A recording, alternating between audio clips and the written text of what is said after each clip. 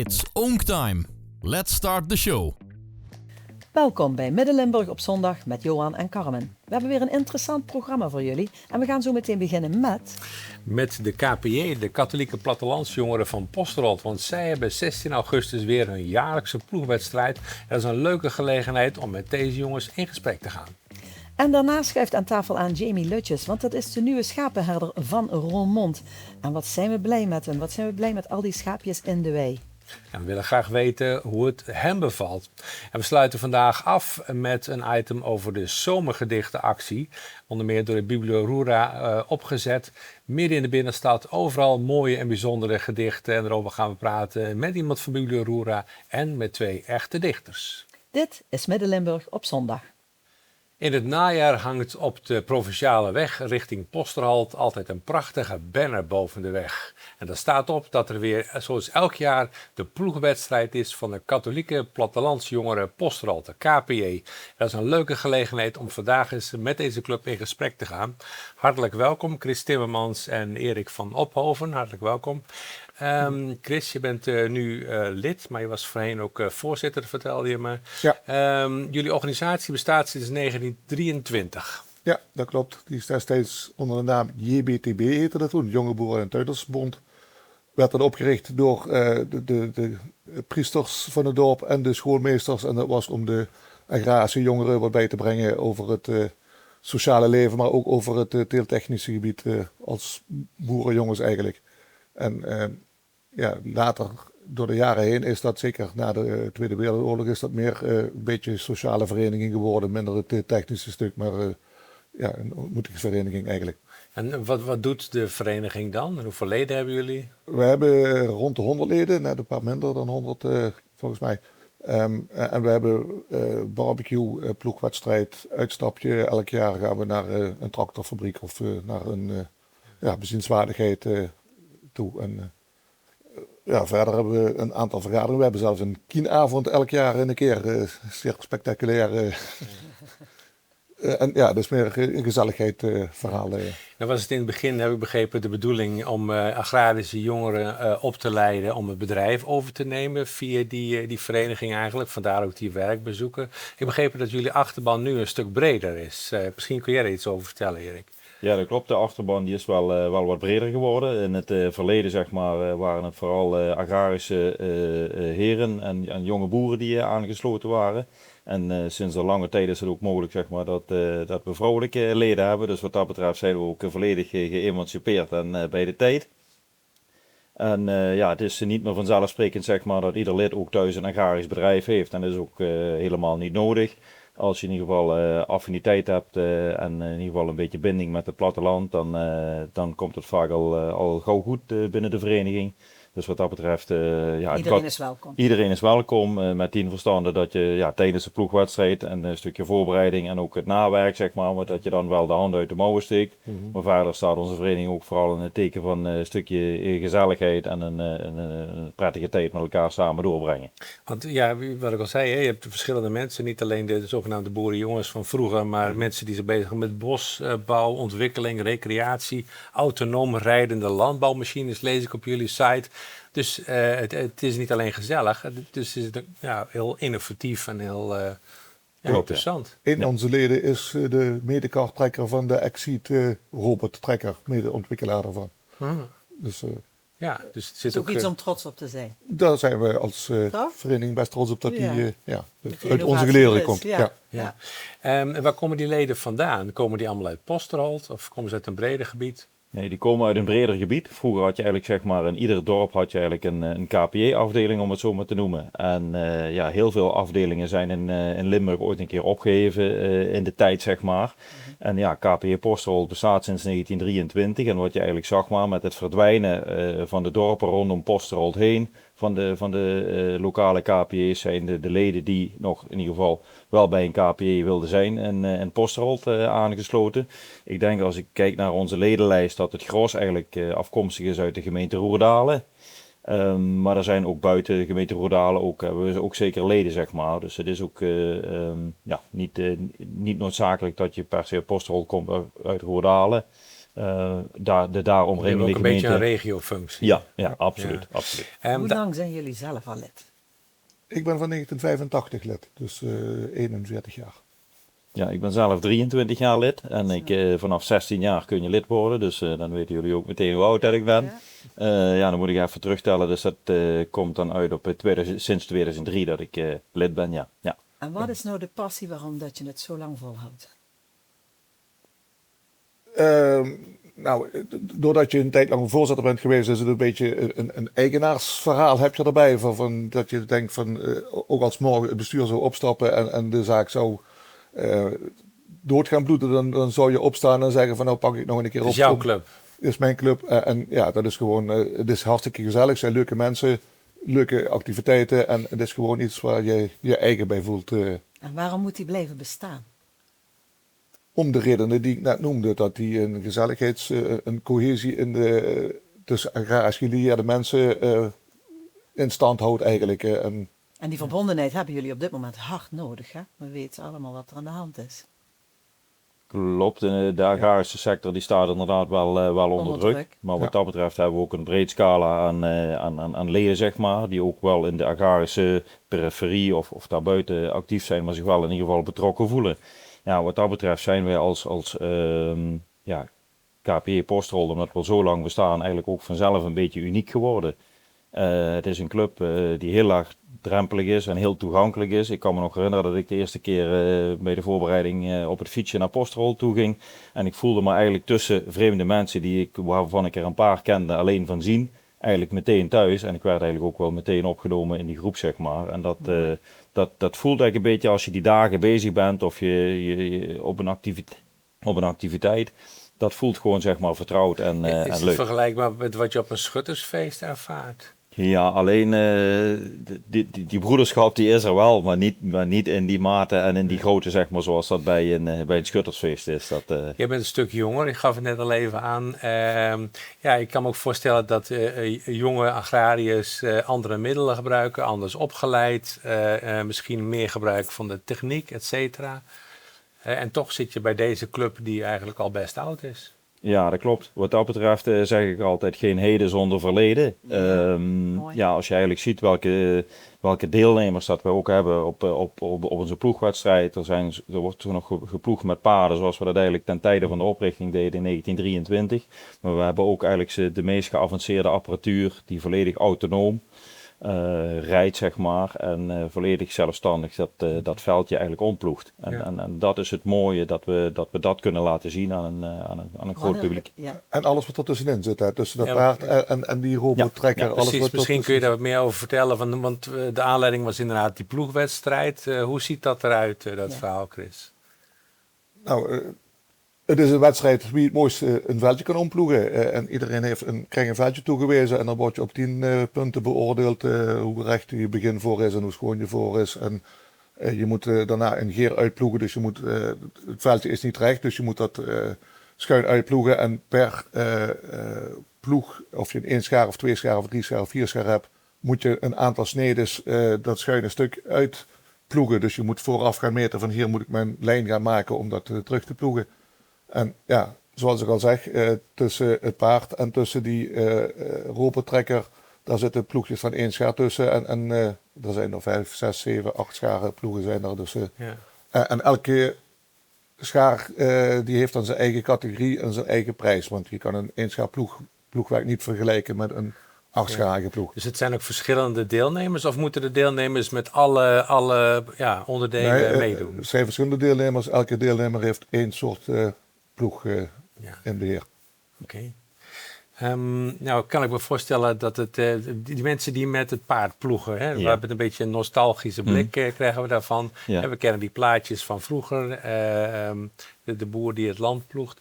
Wat is nou het verschil om dat met een paard te doen en dan bijvoorbeeld met een trekker? Nou, ik denk het grootste verschil is als je met een paard ploegt. Ik praat niet uit eigen ervaring, want het is lang voor mijn tijd. Maar ik denk dat het daar eigenlijk, zeg maar, de connectie is tussen het dier, in dit geval het paard, en de voerman, zoals men het noemt. En dat is eigenlijk op elkaar afgestemd, zeg maar. Dat is een bepaalde finesse die je eigenlijk, zeg maar, hebt en die je ook voelt. En daar heb je echt letterlijk nog de hand aan de ploeg, om het zo maar te noemen. Ja, en bij een trekker, en dan heb ik het nog niet eens over de meest moderne trekker, ja, daar is het eigenlijk zeg maar het gevoel wat je hebt tussen mens en machine.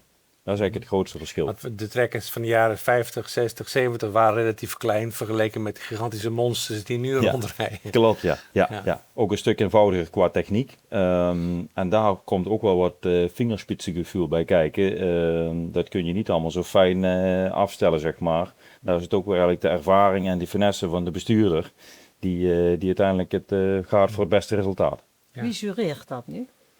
Er zijn behoorlijk wat aantallen juryleden die uit deze regio, maar ook uit de rest van het land komen. We hebben één bestuurslid van de KPJ, die zit ook in het bestuur van de Nationale Ploegvereniging, de Nederlandse vereniging. En die heeft daar zijn connecties en volgens mij komen er zelfs juryleden uit Groningen hier naartoe. Okay. En die hebben dan elk hun eigen categorie die ze beoordelen. De juryleden voor de 1 schaar en de juryleden voor de 2 schaar en zo. En dat hebben we jaarlijks, deze ploegwedstrijd? Ja. En wanneer vindt die plaats? 16 augustus. 16 augustus. Ja. En is dat toegankelijk voor mensen? Mogen we komen kijken? Hoe gaat dat? Graag. Graag. Ja, iedereen is welkom. Ja.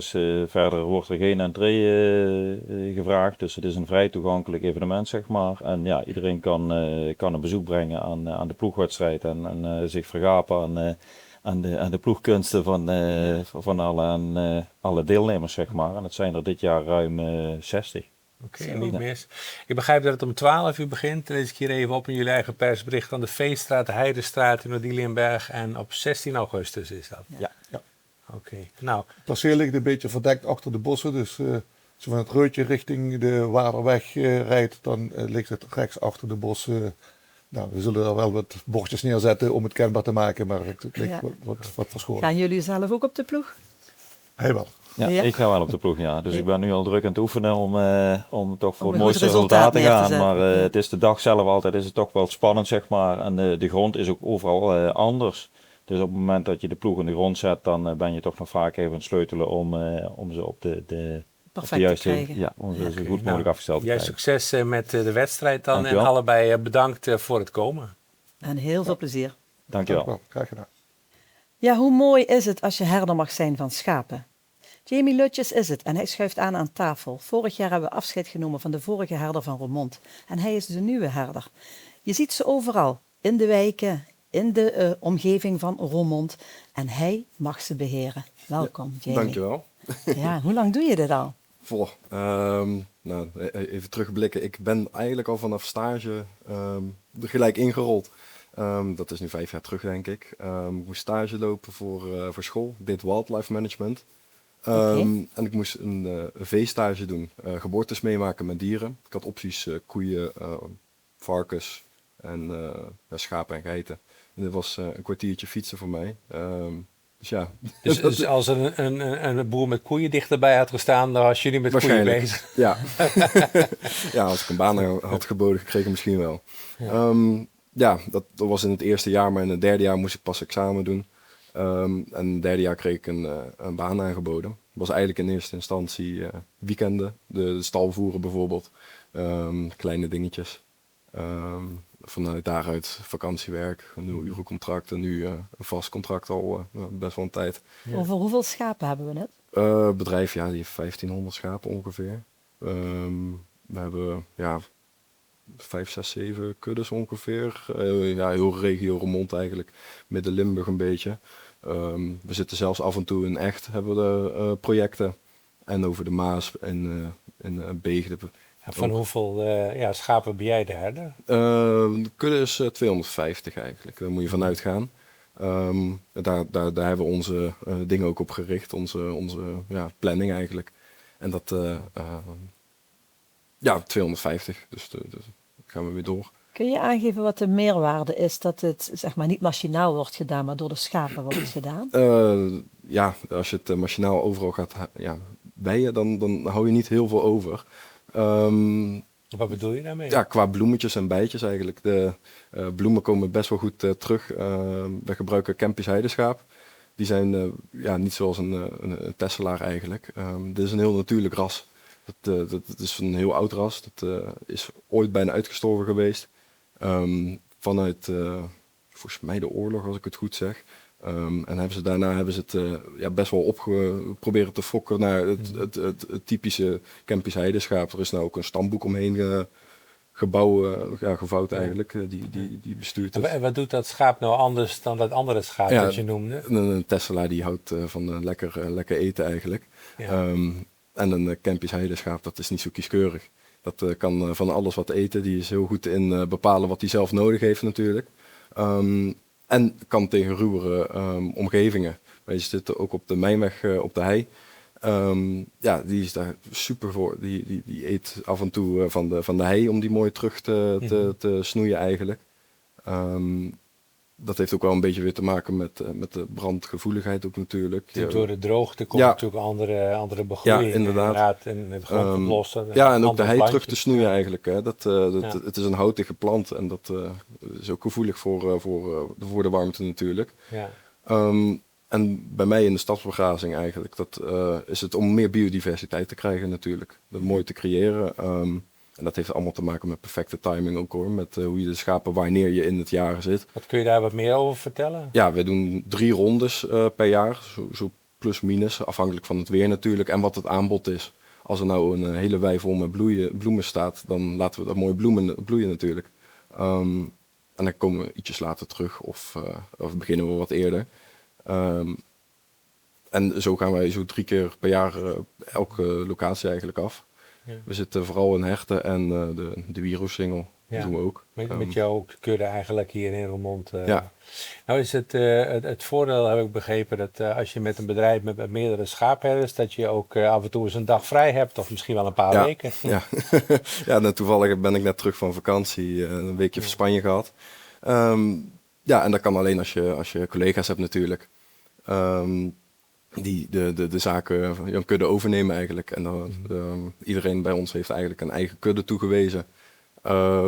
En ja, als je op vakantie wil, dan moet je toch wel even regelen en organiseren hoe je dat rondkrijgt. En gelukkig hebben we altijd wel speling en iemand die kan inspringen.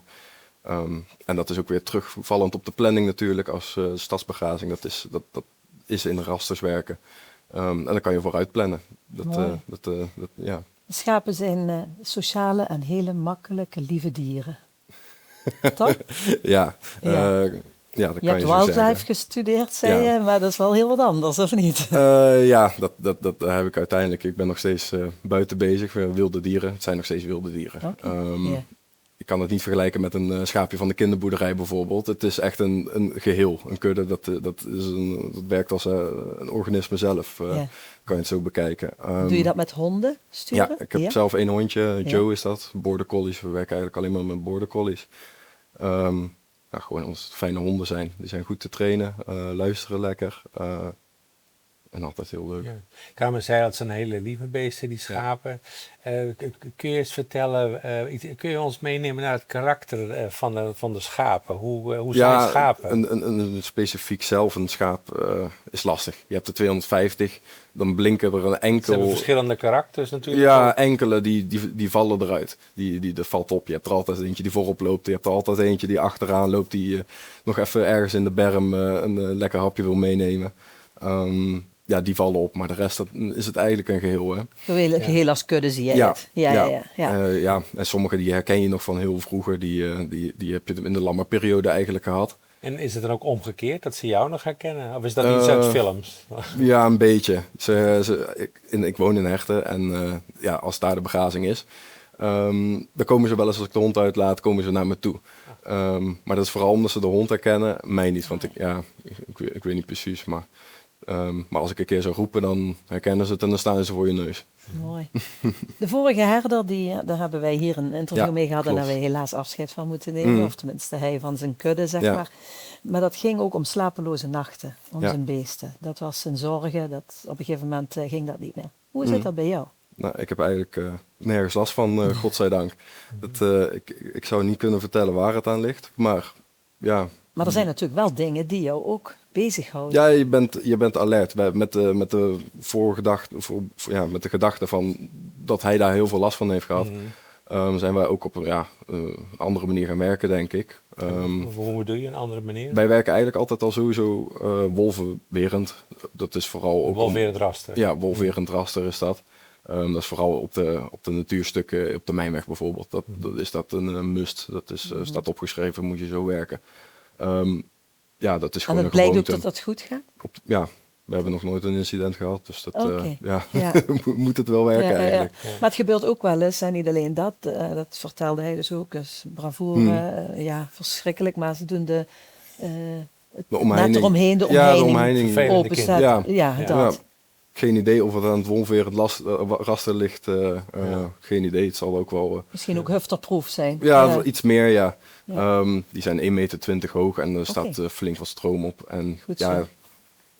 voor de rest heb ik er niet echt last van. Ja. Ik durf er zelf niet aan te komen in ieder geval. En dan het volgende, het is natuurlijk, we hebben 2 keer een hittegolf gehad. Er Ja. komt weer een hittegolf aan. Ja. Dat betekent nog wel extra wat water brengen, Ja, of niet? ja dat is maar zo dan.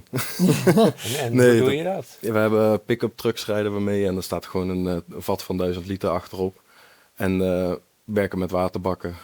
Pas 90 liter in zo'n bak en dan vullen we die op. Afhankelijk van waar je staat natuurlijk en hoe warm het is, ligt eraan hoeveel ze drinken.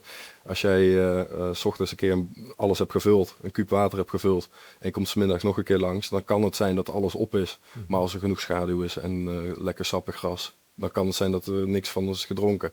Maar dat is echt afhankelijk van de dag, daar kan je niet op rekenen. Nee. Oké. En dan nog één, voor mij... Ik had vraag, ook nog sorry, één vraag, die ja. Hoe gaat het scheren in zijn werk? Want Poh. dat zien we eigenlijk niet. Maar die schapen zullen ook Nou, geschoren moeten ja, worden. zeker. Doe je hebben dat wij, zelf? nee, geen begin aan. Oh. Daar heb ik niet genoeg... Maar jullie doen het als bedrijf wel, begrijp ik. Hè? Jullie Ja. Laat je zorgen dat mensen het, komen. Ja, wij huren schaapscheerders in. Dat is hun beroep echt. Die doen het jaar door schapen scheren en dan kuddes in één. Wij doen efficiënt mogelijk. Dus alle schapen van het bedrijf doen we in één keer. Hebben we net in juni gehad. Dus eind juni doen we dat eigenlijk altijd. Dit jaar hadden we al 1 keer een beetje een hitte gehad daarvoor. Ja, is dan maar zo. Daarom heel attent zijn op dat water geven natuurlijk. Maar dat is heel mooi om midden in de zomer te doen. Dan hebben ze de wol laten ze een beetje los. Je hebt zelf ruiende schapen, maar dat zijn maar heel weinig soorten. Maar om makkelijk te scheren moet de wol eigenlijk loslaten. Dus de zomervacht komt er onderdoor. Ja. En als je in dat fijne vachtje kan scheren, dat is ideaal. Dat is voor de scheerders heel fijn. En voor En de dan- schapen het meest Ja, schaapvriendelijk? dan gaat het binnen een minuut zijn ze klaar. Zo. Als je een beetje slechte wol hebt, dan kan er 2 minuten zijn. Maar ja, voor hun is het tijd geld, hè? Ja. Er is toch veel meer te vertellen ook over jullie bedrijf. Ik heb ook nog wel een laatste vraag. Ja, zeker. Je bent nu ruim een jaar stadsherder in Ja. Roermond. Je bent nog jong. Ja. Hoe zie je jouw toekomst? Is dit iets wat je je hele leven wilt blijven doen? Of zeg je, ik wil naar andere kuddes? Of Ja, wil je ja. misschien toch nog de wildlife in Freek Vonk 2 worden? Ja, alles is mogelijk natuurlijk. Ik heb dat zelf nog niet helemaal gepland. Voor nu blijf ik sowieso bij het bedrijf.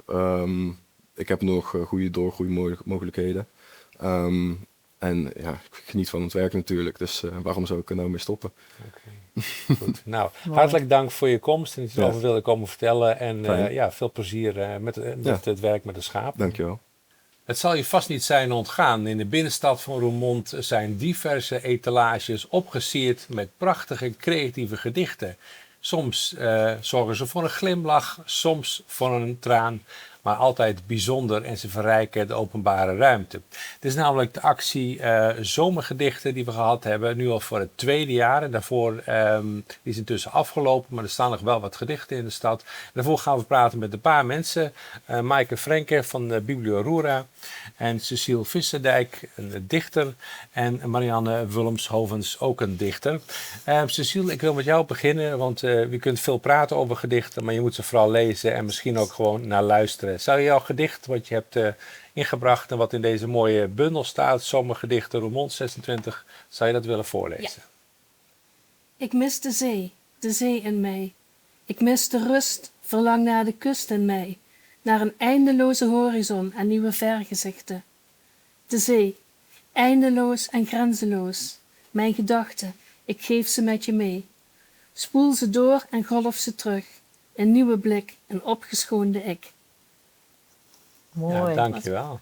Ja. Heel mooi gedicht. Dus een van de gedichten die dus in de stad te lezen is Ja. in het kader van die actie. Je bent een dichter, heb je altijd al geschreven? Ehm, ik heb altijd al geschreven, maar de laatste tijd schrijf ik vooral als helingsproces voor Kun je dat mezelf. toelichten? Ja? Ja. Kun je dat toelichten? Nou, het brengt structuur aan in mij en in de wereld om mij heen. Oké, Ja. mooi. Om het te leren begrijpen, mezelf, maar vooral ook.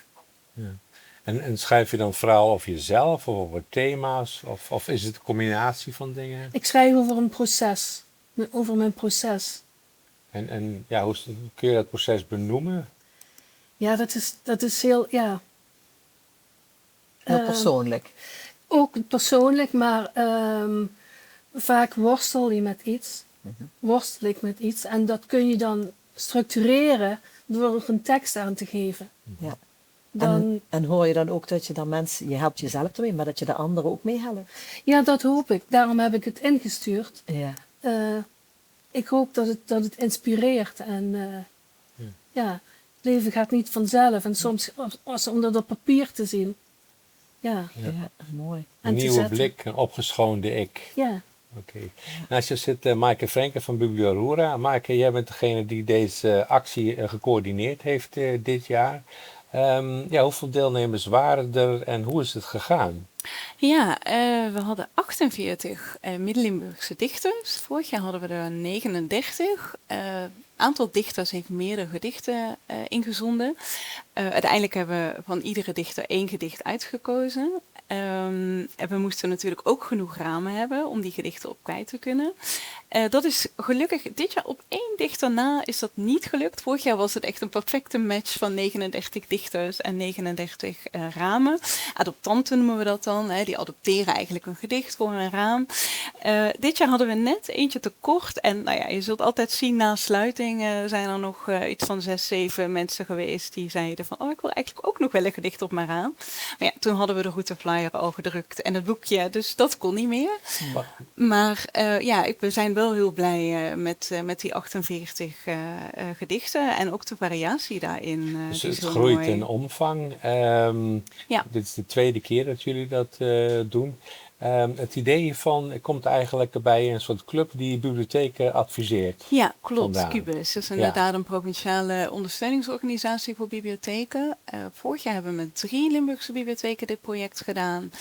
Dit jaar met 4 Limburgse bibliotheken. Ja, weer een paar andere ook erbij. En eentje die deed niet meer mee.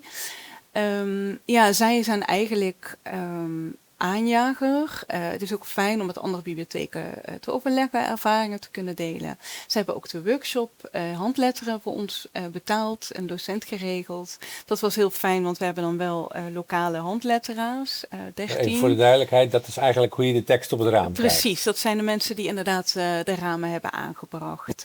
Ja, iedere handletteraar kon aan de workshop gratis deelnemen als die dan ook vervolgens 3 gedichten minimaal op een raam zou aanbrengen. En dat was echt een ontzettend leuke workshop. En ook heel mooi om te zien hoe iedereen ook in het handletteren een heel eigen stijl heeft. En ook weer het gedicht op een bepaalde manier interpreteert, bepaalde woorden eruit haalt. En je houdt natuurlijk wel aan dat een dichter heeft heel goed nagedacht over de regelafbrekingen en zo. Ja. Dat moet je uiteraard aanhouden als handletteraar, maar ja, ze hebben wel vrijheid gekregen om daar iets bij te tekenen of een bepaald woord te vergroten. Door lettertypes en door ruimtes en door speelse vormen dragen ze inderdaad nog meer bij aan dat verhaal van dat gedicht. Ja. Ja, waarom precies. is het zo belangrijk dat het nu gedaan wordt? Zo? Ja, ik vind het zelf sowieso heel belangrijk dat de Biep ook naar buiten gaat. Dus dat we niet alleen maar dat fysieke gebouw vol boeken zijn, maar dat we ook iets in de stad proberen bij te dragen aan poëzie, aan taal. Ik denk ook dat poëzie lezen in een bundel toch voor een wat selecter publiek is. Ook als ik kijk naar de bundels die bij de bibliotheek worden uitgeleend, nou, dan loopt dat lang niet zo'n storm als romans. Ja, dat is denk ik iets dat we allemaal wel weten. Dat is al tientallen jaren zo. Ja. Ja, maar ik denk wel dat heel veel mensen kunnen genieten van poëzie. maar je moet het er wel iets meer naartoe brengen. En dat doen we met zo'n project natuurlijk. Is het gewoon op te ramen, willekeurige voorbijgangers. Er zijn ook mensen die gaan echt met het foldertje in de hand de hele route af. Maar ja, je hebt ook gewoon winkelend publiek wat ineens ziet, oh, daar staat een gedicht. Nou, blijf ik even bij stilstaan. Dat vind ik zelf heel mooi aan het Je project. wordt verrast in de openbare ruimte en ineens dan ga je de dialoog aan met zo'n gedicht. En kon iedereen mee doen? Of, ja, zeker. Ja, we was hadden wel dat een gezegd, drempel? Of, nou, we wilden het wel beperken tot dichters uit Midden-Limburg. Omdat er hier veel dichttalent is. En dan vind ik het ook mooi om dat een podium te geven vooral. En dat was eigenlijk de voorwaarde. Dus dat je uit Midden-Limburg kwam of hier in elk geval geboren bent. En op welke ramen was het? Wat zei je? Op welke ramen? Is het alleen etalages? Of? Nee, wel het merendeel etalages van winkels, maar ook bijvoorbeeld van het jongerenservicepunt, maar ook woonhuizen. Oké. Ja, het merendeel rond de 40 winkels en 8 andersoortige ramen. Ja, omdat we het in de binnenstad doen, waar natuurlijk ook veel winkels zijn. We hebben samenwerking met Via Remond gedaan en zij hebben ook veel contacten met de winkeliers. Dus, En hoe waren de reacties? Ja, goed. Ja, heel mooie reacties gekregen. Misschien kunnen dichters daar zelf ook nog wel iets over vertellen. Fijn dat je een bruggetje dadelijk, maakt. Laten we eerst even bij Cecile beginnen. Ja. Want zijn er al mensen die selfies hebben gemaakt bij jouw gedicht? Of hoe werkt het? Nee, alleen ik zelf, helaas. Nee, maar mijn zoon vond het heel mooi. Ja, dat is toch Ja, het ook belangrijk. compliment dat je kan krijgen. Ja. Is dat de eerste keer dat je met een gedicht naar buiten treedt? Ja. Ik dacht, nou, dat wordt toch niet gekozen. Ik probeer gewoon om te kijken of iets wat voor mij werkt, misschien ook wel voor anderen iets betekent. Nou, ik vond het heel mooi. Dus dank je. Ja, zeker. Dus vandaar. Ik denk dat het voor iedereen wel toepasselijk kan zijn. Ja, soms moet je jezelf opschonen, dat klopt. Ja, aan de juiste toon raken. Nou, zeker. Dat doe je. Ja. We gaan even naar de overbuurvrouw, Marianne Willems-Hovens. Hartelijk welkom ook aan tafel. Jij hebt ook meegedaan aan deze actie. Heb jij reacties gehad op het gedicht wat je hebt laten aanbrengen op de ruit? Ja, er waren al 2 supporters meegekomen. Oh, mooi. En iemand heeft het verfilmd, de promotor van de poëziebrunch die bij de Movement plaats gaat vinden in september. Dat is van Klavertje 4, geloof ik, hè? Het is dus zo dat mijn gedicht een open deur is eigenlijk bij Gilles & Co in de Neerstraat. Want als de winkel dicht is, dan kun je het gedicht met tekeningen en al heel goed bewonderen. Maar overdag moet je er echt de moeite voor doen. Oh. Ja. Ga je nou ook daar op het terras zitten eens kijken of mensen het gaan lezen? Ik heb daar wel op het terras gezeten, maar Ja, ik ga er niet zeker. nadrukkelijk naar kijken. Nee? Ja. Nee, want dan doe ik liever andere indrukken op weer nieuwe gedichten. Ja. Maar het maakt je wel trots natuurlijk als je dat ziet. Of ik niet vond het dan? heel erg leuk. Vorig jaar heb ik ook meegedaan. Ja. Oh, mooi. Ja. En toen hing je op een heel ander raam dan? Hing je op een andere Ja, bij plek een in de wijnzaak stad? in de Ja. Zwabberstraat. Oh, En nu was dan het podium toevallig ook weer bij een wijnzaak. En ik mocht 5 minuten volmaken. Dus heb ik een plaatselijk gedicht, een lokaal gedicht geschreven, waarin de geschiedenis van het Kloosterwand verwerkt is. Ah, mooi. Van Wienke en Trienke. Geweldig. Jawel, Klinkt wel Alles goed. in het Limburgse dialect. Schoon. Ja. En Het dus- was, ja. misschien goed om heel even toe te lichten. Hè? Dat was wel het project geopend tijdens de cultuurnacht. En toen hadden we naar een aantal dichters, waaronder Marjan, zeker. Cecile, 10 dichters, 12 hebben toen opgetreden. Dus dan maak je het ook nog live. Ja, zeg maar, precies. toch? Ja, daarmee mooi. wilden Ja. we ook gewoon een podium geven. Toch even terug naar Marjan. Dankjewel trouwens. De reden dat je hier bent is niet alleen dat je mee hebt gedaan aan die actie, maar je had je ook nog spontaan gemeld. Want je had een gedicht geschreven en dat vond ik wel heel bijzonder vanwege onze verhuizing van de studio boven het pakhuis naar hier in het Paradies. Zou je dat misschien willen voorlezen? Ja.